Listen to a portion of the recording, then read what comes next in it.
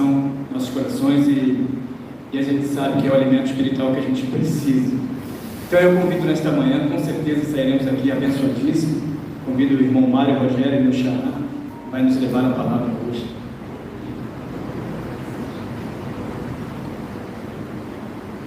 Graça e a paz do Senhor Jesus aos irmãos, amém? E a alegria, meus irmãos. Aquela passagem do Salmo que diz: alegrei-me quando me disseram vamos à casa do Senhor, é uma realidade na minha vida, porque eu fico tão feliz de estar nesse lugar.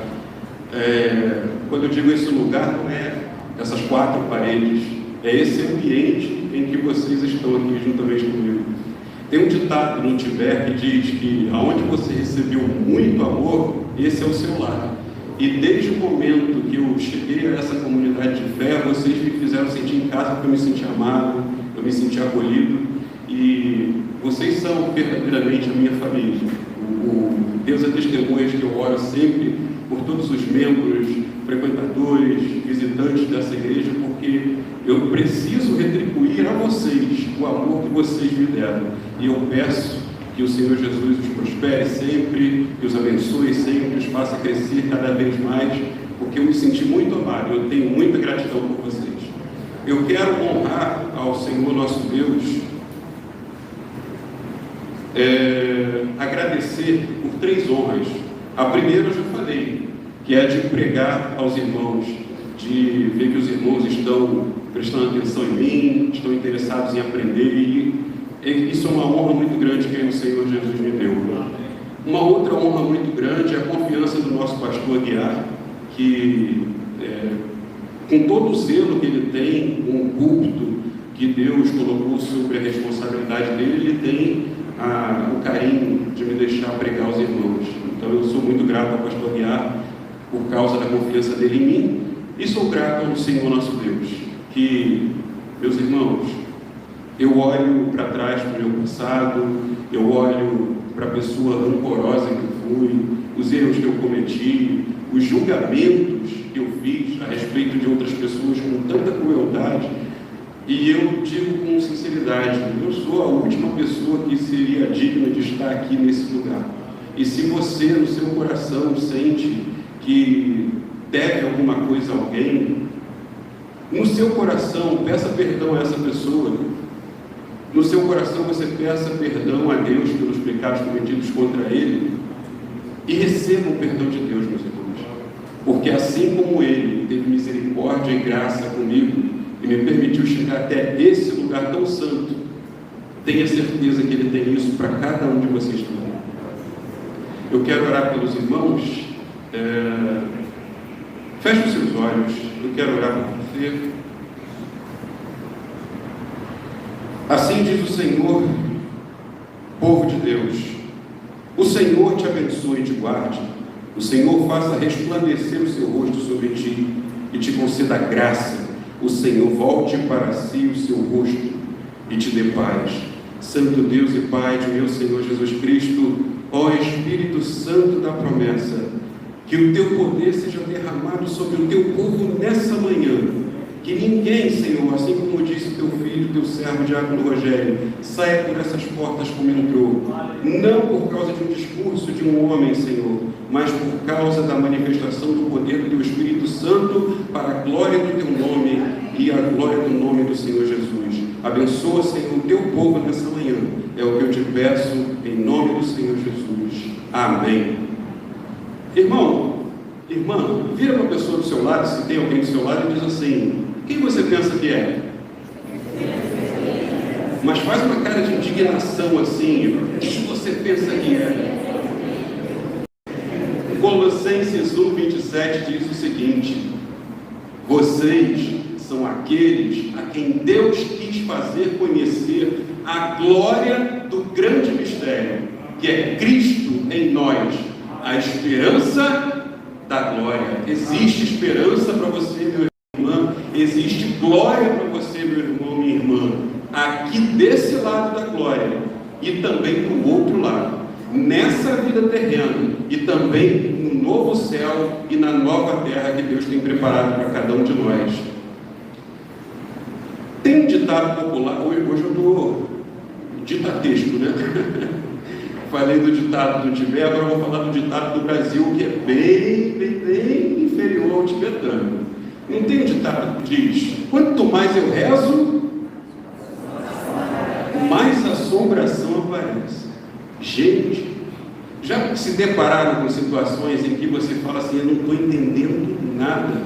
Senhor, eu estou ajudando, estou sendo abandonado.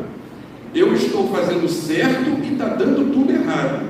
Eu estou me empenhando, parece que eu dou 2 passos para frente e 30 para trás. Está tudo errado o que está acontecendo, Senhor. Quanto mais eu rezo, não é assim? Muitas vezes, talvez isso esteja acontecendo na sua vida. E eu quero falar na manhã de hoje sobre uma coisa que nos angustia muito, que é quando Deus se atrasa. Opa, peraí, Deus nunca se atrasa, é verdade. Ele nunca se atrasa no sentido de que Ele tem o seu tempo determinado para todas as coisas. Mas a gente vai ver aqui na palavra que deliberadamente, que de propósito, Deus se atrasou. E Ele tem um propósito mesmo. Mas, poxa, esse pregador está pregando heresia, não estou entendendo. Irmão, mas é justamente isso que eu queria mostrar para os irmãos. Tem horas que a gente não entende nada. Tem hora que quanto mais a gente tenta raciocinar sobre o que está acontecendo na nossa vida, mais a gente se perde. Lembra de Jó? Meu Deus, o que é isso? E aí vem 3 amigos abençoados e começam a acusar Jó de um monte de coisa, e o Jó começa a se defender. Irmãos, foi uma confusão mental na vida daquele homem, como acontece na minha e na sua vida. Acontecem coisas que a gente simplesmente não consegue entender. E uma delas é o atraso proposital de Deus. A gente vai falar hoje sobre a morte de Lázaro. Por favor, vão comigo a João capítulo 11. Evangelho de João, capítulo 11. Nós vamos ler 5 versículos. João 11, do 17 ao 21. Quem achou diz amém? Todos? João 11, 17 a 21. Assim diz a palavra do Senhor. Ao chegar Jesus, verificou que Lázaro já estava no sepulcro havia 4 dias. Então, vou aguardar um pouquinho. Então, vamos lá. João 11, 17 a 21. Ao chegar, Jesus verificou que Lázaro já estava no sepulcro havia 4 dias. Betânia era distante cerca de 3 quilômetros de Jerusalém. E muitos judeus tinham ido visitar Marta e Maria para confortá-las pela perda do seu irmão. Quando Marta ouviu que Jesus estava chegando, foi encontrá-lo, mas Maria ficou em casa. Disse Marta a Jesus: Senhor, se estivesses aqui, o meu irmão não teria morrido. Até aqui, meus irmãos. Oremos mais uma vez. Santo Deus e Pai, usa, Senhor, este simples homem para comunicar a palavra que o Senhor deu no meu coração para entregar a eles. Eu te peço em nome do Senhor Jesus. Amém. Irmãos, eu não sei se chamou a atenção de vocês, mas a mim chama muita atenção. Jesus estava distante da casa de Lázaro 3 quilômetros. Sabe o que dá 3 quilômetros? Daqui até a estação do Meio. 3 quilômetros é daqui na estação do Meio. E Jesus, quando soube que Lázaro, versículo 6, que Lázaro estava à beira da morte, ele demorou de propósito 2 dias para sair uma distância da estação do Meio até aqui. E aí, a gente pode se deparar com a seguinte indagação: por que tanta maldade? Quando Marta e Maria disseram: Senhor, aquele a quem amas está morrendo, eu vou fazer a tradução na linguagem do Mário, não da NVI, não da NRA, tradução na linguagem do Mário. Senhor, teu servo, aquele que quem ama, está morrendo, está às portas da morte, está na beira da cova. E Jesus, de propósito, diz o versículo 6, ele demorou mais 2 dias para percorrer uma distância da estação do Meia até aqui. Mas o que aconteceu? Por que tanto sofrimento? A princípio a gente fica pensando, meu Deus do céu, eu sei que ele tem uma lição para nos passar, mas por que tanta crueldade, tanta demora? Eu não estou entendendo nada. É o que pensava Marta e Maria. Eu não estou entendendo o que está acontecendo na minha vida. É o que pode estar acontecendo comigo e com cada um de vocês. Irmãos, eu não sei vocês, mas eu tenho tantas pendências, coisas que eu preciso, coisas que eu tenho direito, coisas que estão a chegar a qualquer momento e não cai na minha conta. E não chove no meu terreninho. E às vezes a gente fica se perguntando, mas peraí, será que é porque eu estou em pecado? Foi a neura de Jó e de seus amigos. Não é pecado. Mas será que Deus tem alguma coisa contra mim? Não é que Deus tem alguma coisa contra nós. Mas, na nossa mente, no nosso coração, no nosso intelecto, não faz sentido. Tanto sofrimento, tanta coisa que deixa de acontecer para o nosso bem e que acontece do nosso ponto de vista para o nosso mal. Mas, enfim, para a gente entender esse contexto aqui, deixa eu voltar um pouquinho no tempo. Dias antes dessa passagem que Lázaro morreu, o Senhor Jesus estava em Jerusalém, que era a cidade principal da Judéia, e ele estava pregando o Evangelho, e de repente ele disse, eu e o Pai somos um. E aí os judeus, ultra fanáticos, pegaram em pedras e queriam assassinar o Senhor Jesus, matar à base de pedrada. Por quê? Porque ele disse que ele e o Pai eram um só.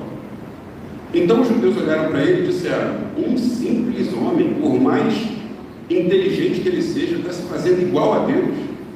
Qual é o nome de Deus em hebraico? Vocês se lembram? Quem lembra? Yahvé, Jeová. Mas, se a gente traduzir isso para o português, o que significa Yahvé? O que significa Jeová? Significa eu sou. Então, Jesus diz, eu sou. Toda vez que ele diz, eu sou, ele está dizendo, ele e o Pai são um só. Portanto, Jesus Cristo estava admitindo publicamente, eu sou Deus. Toda vez que ele diz, eu sou, ele está se identificando como o filho de Javé.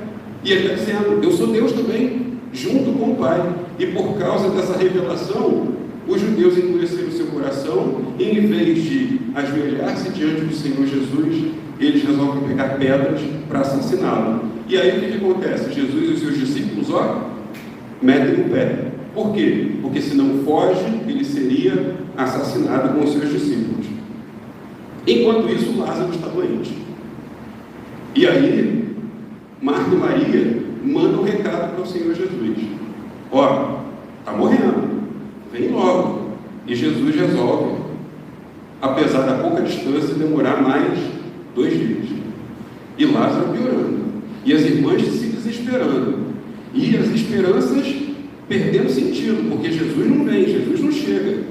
Mas o versículo 6 demonstra também que Jesus amava aquela família. E não só isso, irmãos, a gente vai ver no contexto que aquela população, a população da Judéia, também amava aquela família, tanto é que vai uma multidão para consolar as irmãs que perderam seu irmão Lázaro. Enquanto isso, Lázaro piorava. E o desespero batia na porta. E aí, Marta e Maria provavelmente mandou chamar o mensageiro. Vem cá, você falou com Jesus? Você disse para ele que o negócio era sério?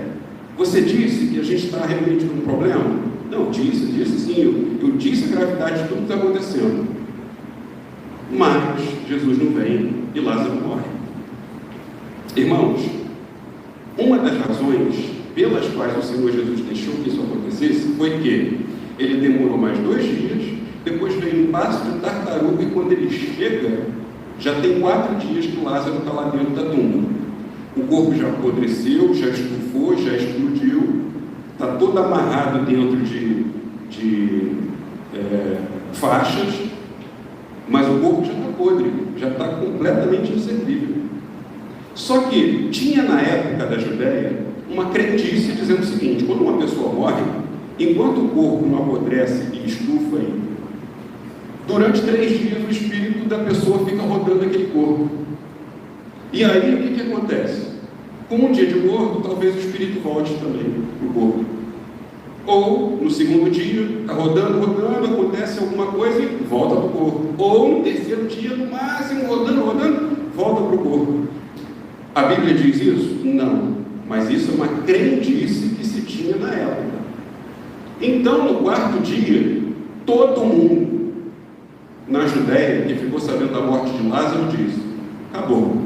4º dia, já era, já morreu, caiu a ficha. Lázaro está definitivamente morto, sem chance de retorno. Tem um outro ditado no Brasil que diz o quê? Para tudo na vida tem um jeito, menos para a morte. É aí que entra a glória do Senhor Jesus Cristo. Porque para aquele que não crê, a morte é o fim, é o castigo eterno, é o julgamento pelo pecado humano, devido e merecido. Mas para aquele que põe a sua confiança, a sua fé no Senhor Jesus, no poder do Espírito Santo de Deus, nem a morte é o limite. Porque o Senhor Jesus é Senhor sobre a vida, sobre a morte, sobre a existência, sobre a nossa segurança, sobre a nossa salvação. O Senhor Jesus é o Cristo bendito de Deus que foi enviado para salvar a mim e a você.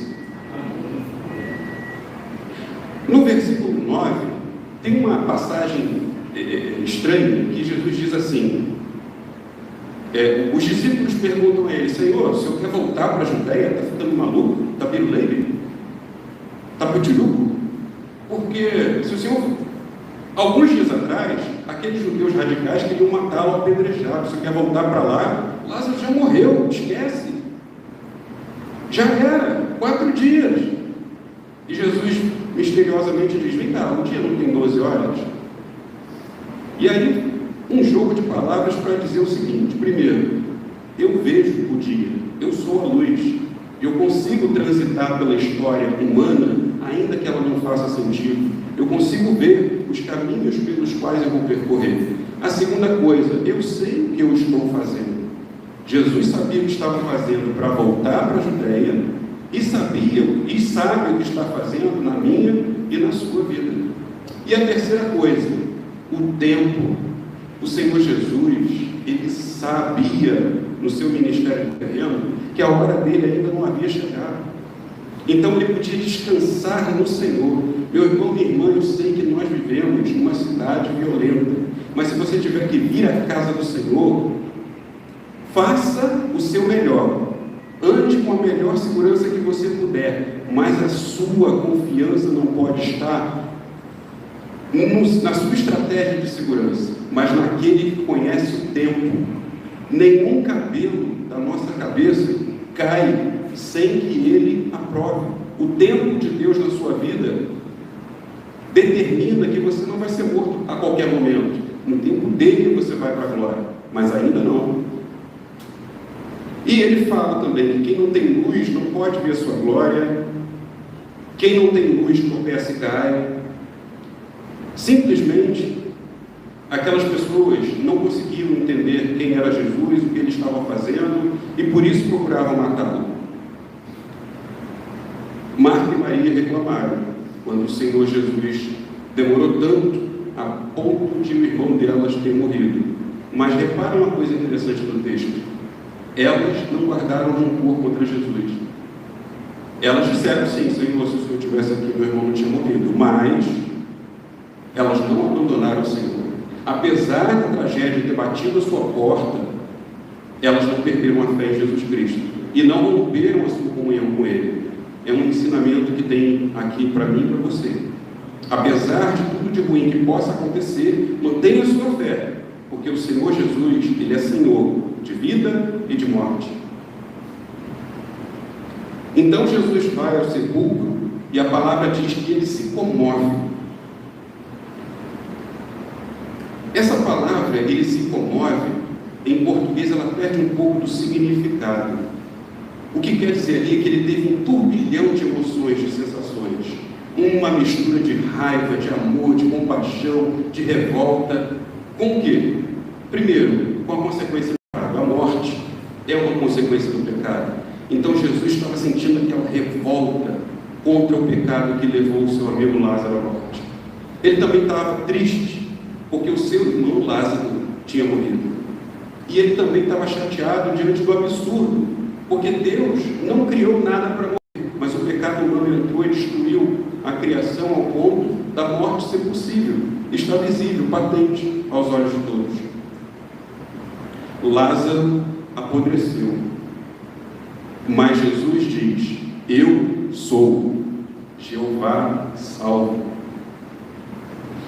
Por favor, meus irmãos, volta lá comigo em João, capítulo 11. Dessa vez a gente vai pegar um pedacinho maior da história. Diz assim: havia um homem chamado Lázaro. Ele era de Betânia, do povoado de Maria e de sua irmã Marta. E aconteceu que Lázaro ficou doente. Maria, sua irmã, era a mesma que derramara perfume sobre o Senhor e lhe enxugara os pés com os cabelos.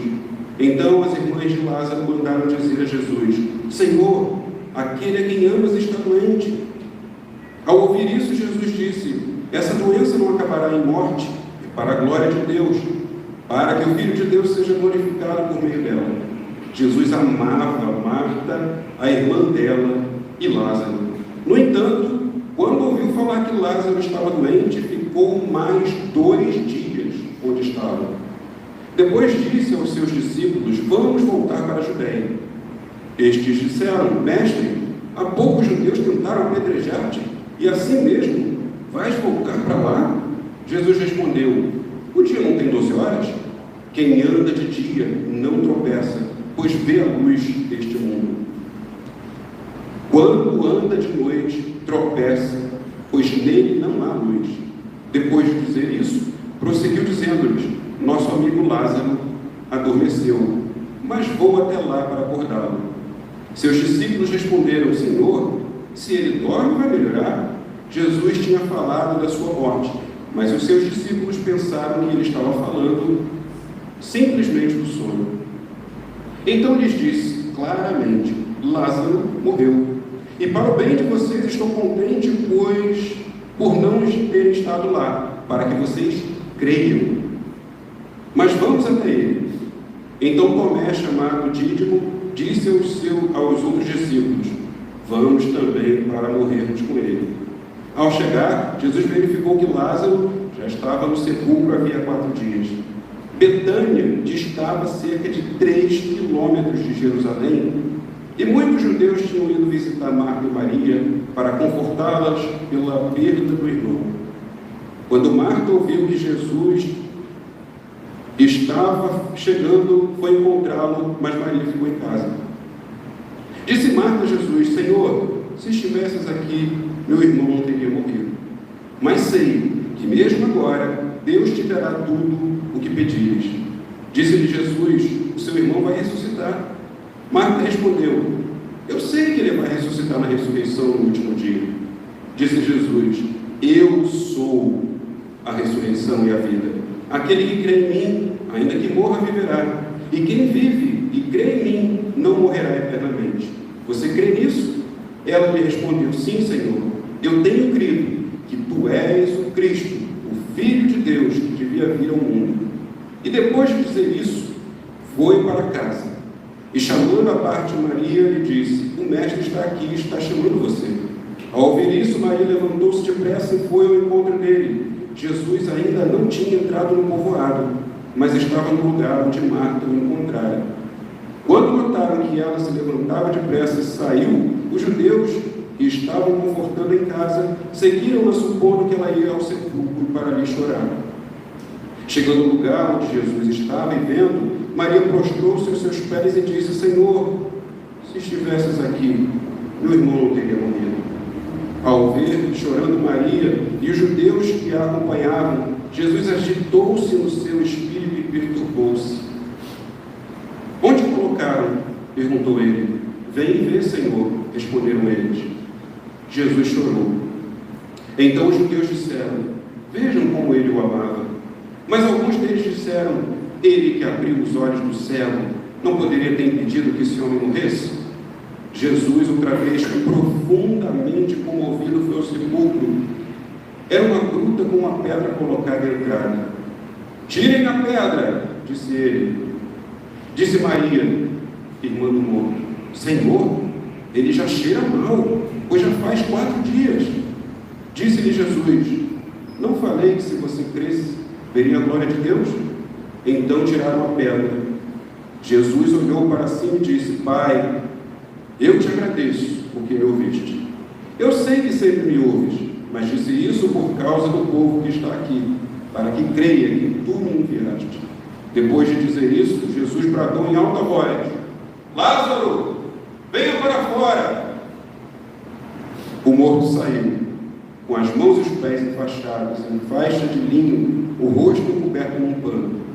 Disse-lhe Jesus: tirem a faixa dele e deixem-no ir. Muitos dos judeus que tinham ido visitar Maria, vendo o que Jesus fizera, creram nele. Irmãos, entendeu o porquê que o Senhor Jesus atrasou de propósito 2 dias para chegar no 4º dia, para mostrar para aquelas pessoas que mesmo quando não há esperança nenhuma, Ele é Senhor sobre a vida e sobre a morte. Eu já passei por situações assim, e imagino que os irmãos também já passaram por situações assim, em que a gente tem que deixar a ficha cair, como se dissesse: acabou, não tem mais, Zé Felipe.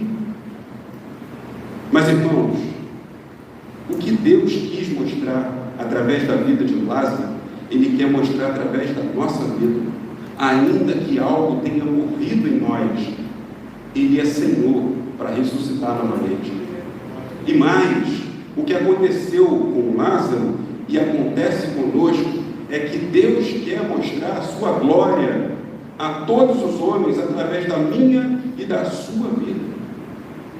Ele quer que nós sejamos o milagre dele, para que outras pessoas creiam. Então, meus irmãos, por mais que vocês estejam angustiados com alguma coisa, por mais que alguma coisa na vida de vocês possa ter chegado ao limite do impossível, creia que Deus é soberano. Ele está trabalhando para que de uma tristeza muito grande, de uma frustração muito grande, haja glória para o nome dele e alegria na sua vida. Um dos exemplos que eu posso dar para falar sobre isso aqui é a história do povo de Deus. O povo de Israel nasceu de um único homem. Quem foi? Abraão. Abraão, quando se casou, muito jovem, ele tinha o desejo de construir uma família. Só que ele não sabia. Sara era estéril. Sara não podia ter filhos. Sara não gerava filhos. Aí Deus fala para ele: eu vou trazer à existência um povo inumerável, um povo gigantesco, através de você e de Sara. Quando Deus fala isso, Sara ri. Por isso que Isaac significa riso. Porque ela riu assim, tipo, eu sou estéril, mas não sou estéril. Era uma mulher extremamente idosa. Quando Deus promete isso para Abraão, ela tinha 60, 65, Abraão tinha 75. E aí, meus irmãos, o tempo vai passando e a promessa não se cumpre. Por quê? Porque Sara é estéril.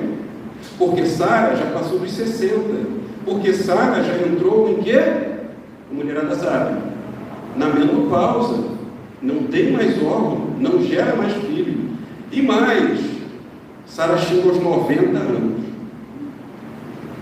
Puxa vida, que Deus cruel, ficou torturando essa mulher há 90 anos. Não! Deus estava querendo dizer: não tem mais jeito, segundo a lógica humana, segundo a biologia, segundo a medicina. Não dá, porque ela tem 90 anos, porque ela é estéril, porque ela já está na menopausa. Não tem jeito. Aí Deus vai lá e Isaac. Isso, meus irmãos, é uma prova de que Deus não quer que a nossa lógica limite o seu poder, a sua graça.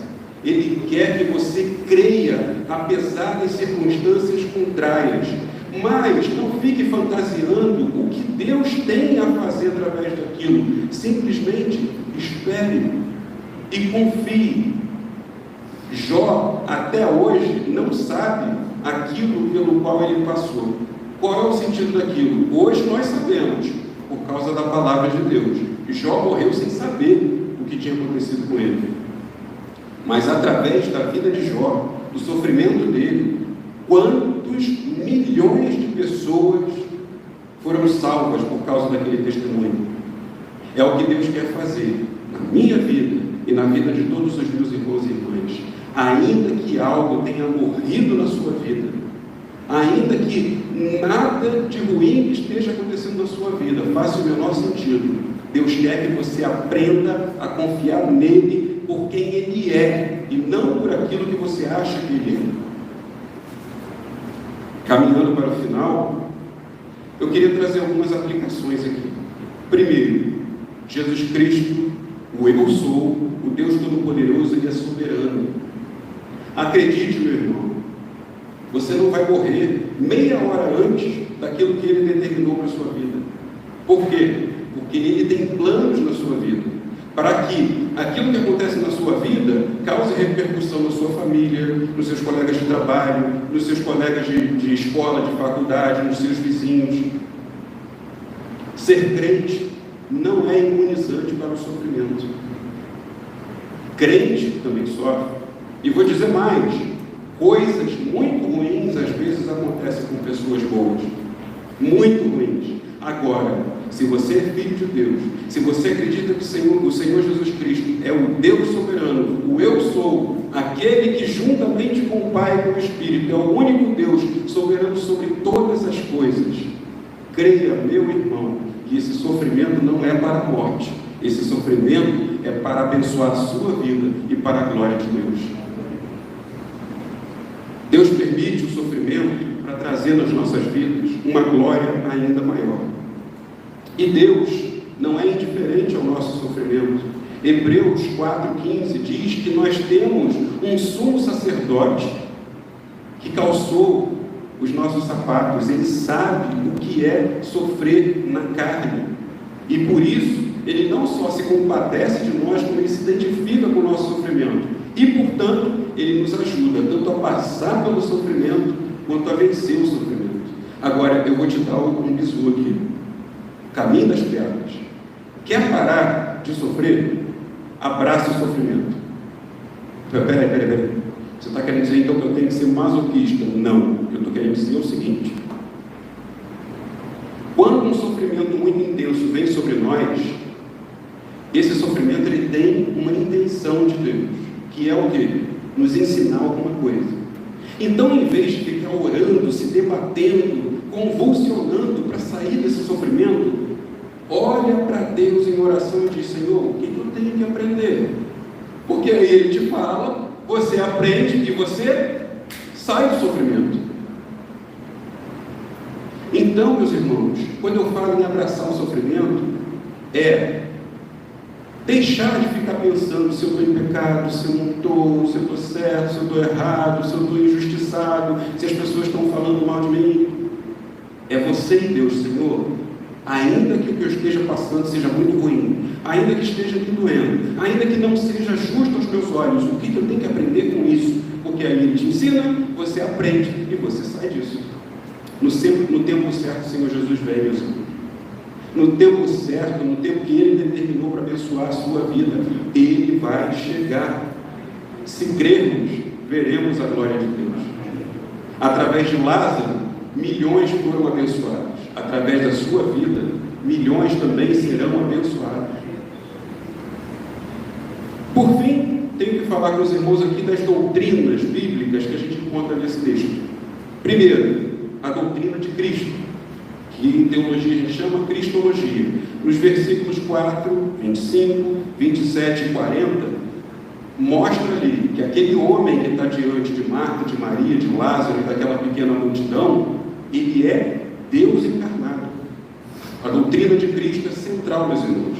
Jesus Cristo não é um simples profeta, Jesus Cristo não é um espírito evoluído, um espírito de luz. Jesus Cristo é o Filho de Deus, ele é Deus encarnado. Também fala da doutrina da ressurreição. Irmãos, irmãs, se alguém aqui tem medo de morrer, levanta a mão quem tem medo de morrer, não vou nem olhar. Irmãos, vocês não precisam ter medo de morrer, porque aquele que deu vida a Lázaro vai dar vida a nós quando a gente fechar os olhos pela última vez. E quando nós fecharmos os olhos pela última vez, em Jesus Cristo vamos abrir os olhos de novo, só que dessa vez eternamente. A morte não pôde vencer o Senhor. E quando Ele ressuscitou, a vida dele foi depositada em nossos corações. Não tenha medo da morte, meu irmão. A ressurreição, no dia que o Senhor Jesus voltar, essa ressurreição daqueles nossos entes queridos que se foram e o nosso corpo serão todos transformados e viveremos com Ele eternamente. Fala da doutrina da soberania de Deus, ou seja, Ele faz o que e quando Ele quiser. Fala da doutrina da fé, que é preciso acreditar em Deus através da pessoa bendita do Senhor Jesus. Fala da doutrina da passionalidade. Tem-se aí fora uma mania de dizer que não, eu creio em Deus como uma força. Aí eu sintonizo como se fosse uma onda de rádio. Não. O Senhor Jesus chorou. O Senhor Jesus se comoveu, se contorceu. O Senhor Jesus é a exata manifestação do Pai. Ele manifestou sentimento, pensamento, raciocínio. Deus é uma pessoa e Ele quer tratar comigo e com você como pessoa. Conversa com Ele, meu irmão. Conversa com Ele em quê? Em oração. O texto fala da doutrina da oração nos versículos 41 e 42, quando ele fala: Pai, eu sei que Tu me ouves. E ele começa a conversar com o Pai na frente daquela multidão, para que aquela multidão soubesse que é preciso oração no meio do povo de Deus e que Deus responde oração. Meus irmãos, eu termino por aqui. Agradeço tremendamente a atenção e o carinho de todos e quero que os irmãos se lembrem: vocês são aqueles a quem Deus quis fazer conhecer as riquezas da glória desse grande mistério, que é Cristo em nós. Tem esperança de glória para mim, tem esperança de glória para cada um de vocês, porque o Senhor Jesus, o Eu Sou, Ele é Deus soberano sobre a vida e sobre a morte, e Ele há de nos dar a vitória que nós estamos esperando. Amém? Amém. Então, para terminar, gostaria de orar pelos irmãos mais uma vez. Curve sua cabeça, por favor. Feche os seus olhos. Medite em tudo que foi dito nessa manhã. Agradeça a Deus por aquilo que Ele já te deu. Abraça o sofrimento, meu irmão. Abraça o sofrimento, minha irmã. Não no sentido de ter prazer no sofrimento, mas de perguntar a Deus: Senhor, afinal de contas, o que o Senhor quer de mim? Me ajuda a passar por esse momento tão difícil e me tira daqui desse poço, me tira aqui dessa cova, Senhor. Pai Santo, Deus amado, Senhor, Deus Todo-Poderoso, aqui está, Senhor, o Teu povo, o Teu pequenino povo, gente que Te ama e que Te adora e que busca a Tua face. Ó Senhor, só Tu sabes, ó Deus, aquilo que eles têm sofrido, aquilo que tem machucado seus corações, desesperado sua alma, angustiado sua mente, tirado o seu sono. Ó Senhor, tem piedade e misericórdia desse povo. Dá, Senhor, a eles a graça, a unção, a paz, a alegria e, sobretudo, Senhor, a fé. Dê-lhes fé para Te alcançar, pelo nome santo e bendito e glorioso do Senhor Jesus. Ó Senhor, eu Te peço que pela Tua palavra, a graça do Senhor Jesus Cristo, o amor de Deus e a comunhão do Espírito Santo seja com todos os meus irmãos e irmãs, em nome do Senhor Jesus. Amém. Muito obrigado, meus irmãos. Vamos em paz, que o Senhor nos acompanhe.